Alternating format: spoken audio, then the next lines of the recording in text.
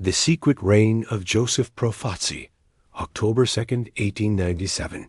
In a quiet, sun-drenched village called Villabate, nestled among the olive trees of Sicily, a boy was born. His name, Giuseppe Profaci. To his neighbors, he was just another child in a poor Italian town. But fate had a different path for him, a path that would stretch across oceans and end in whispered legends on the streets of New York. This is the story of a man who hid an empire behind bottles of olive oil, who whispered prayers in the morning and spoke commands in the dark. The man who became known as the Olive Oil King and ruled one of the most dangerous crime families in American history. Immigrant ambitions. Brooklyn, 1921. Giuseppe arrived. In New York City in 1921, stepping onto American soil with little more than a dream. He settled in Brooklyn, like many other Italian immigrants, and opened a small business importing olive oil. It was called the Mamma Mia Importing Company, humble, almost comical in name. But behind that storefront, a vision. While most immigrants worked 12-hour shifts in factories, Giuseppe, now calling himself Joseph, saw something different. Prohibition was in full swing. Alcohol was banned. The streets were thirsty. Opportunity was everywhere for those willing to bend the rules. Profaci wasn't just selling olive oil, he was selling access, control, and the kind of protection you couldn't buy in stores. The quiet rise of a king. By the late 1920s, Joseph Profaci had quietly built a network of associates that ran from Brooklyn's docks to Chicago's clubs. He was never loud, never flashy. But he understood something that most didn't. Power doesn't always roar. Sometimes it prays. He attended Mass daily, donated generously to the church, built relationships with bishops and priests. At home, he built a private chapel inside his mansion. And while he knelt before crucifixes, men who crossed him disappeared from their own souls. This dual image, a devout Catholic on the surface, and something far more calculating beneath, was what made Profaci so effective. The Mafia gets organized. 1931. In 1931, chaos ruled New York's underworld. The Castellammare's war of violent struggle for dominance between rival crime bosses was tearing the city apart. Then came a man named Lucky Luciano. He brought peace, but demanded structure. Luciano created the Commission, a governing council of the top mafia families. 5 families would control New York. One of those families was led by Joseph Profaci. He had earned his seat not by gunfire, but by strategy. And he would keep it longer than almost any other boss in history. Business and brotherhood. During the 1930s and 40s, Profaci expanded his empire. He still ran the olive oil business, but now that was just one slice of a much larger pie. He controlled fruit markets, shipping docks, garment factories, and labor unions. If you wanted your cargo moved without delays, you paid his people. If your store wanted protection from, let's say, accidents, you made monthly donations. His family operated smoothly, efficiently. And while other crime bosses drew attention from law enforcement, Profaci seemed untouchable. He paid his taxes, kept his name out of the papers. To outsiders, he looked like a generous businessman who loved his family and his faith. But within his circle, fear was law. Disloyalty was met with silence and then absence. The Holy Dawn. What set Profaci apart was his obsession with image.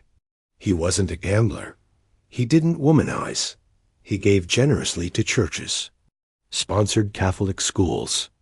At one point, he even hosted priests at his estate for retreats. But that piety also served a purpose. To the FBI, he was just an olive oil merchant with strong religious values. To the Commission, he was a boss who kept his house in order. And to his rivals, he was a man not to be tested. It was said that Profaci's punishments were swift and poetic, a rosary for your soul, and a vanishing for your sins. Profits and paranoia.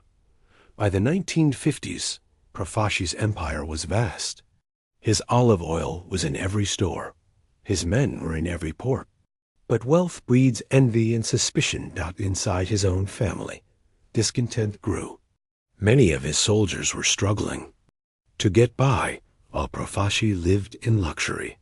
Some called him greedy, others too old school. He imposed death taxes, a fee on the families of deceased soldiers. He demanded a share of everything, down to the last dollar. Whispers turned into grumbles, and grumbles turned into rebellion. Enter the gallows. From the heart of Brooklyn rose a new threat to Profaci's throne. The Gallo brothers Larry, Albert, and the most infamous of all, Crazy Joe Gallo. They were young, ambitious, and fearless. In 1960, they made their move. They demanded a more equal share of the profits. Profaci refused. Shortly after, several Gallo crew members were invited to a meeting. They never returned. One survived Larry Gallo. He was found in a bar's backroom, with a rope around his neck. A police officer entered at just the right moment. Coincidence? Maybe, or maybe divine timing. Either way, the Gallos declared war. The Profaci-Gallo War. The streets of Brooklyn turned cold with tension. Warehouses exploded. Members vanished. Loyalists flipped. The Profaci-Gallo War had begun. It was one of the bloodiest internal conflicts in Mafia history. And for the first time, the public caught glimpses of this hidden world. The FBI launched investigations. Newspapers caught wind of the war. But Profaci? He remained calm. He still went to church, still walked his garden, and behind closed doors continued running his empire like a kingdom under siege. The illness of a king, but as the war raged, Profaci's health began to fade. Whispers of cancer spread through the underworld.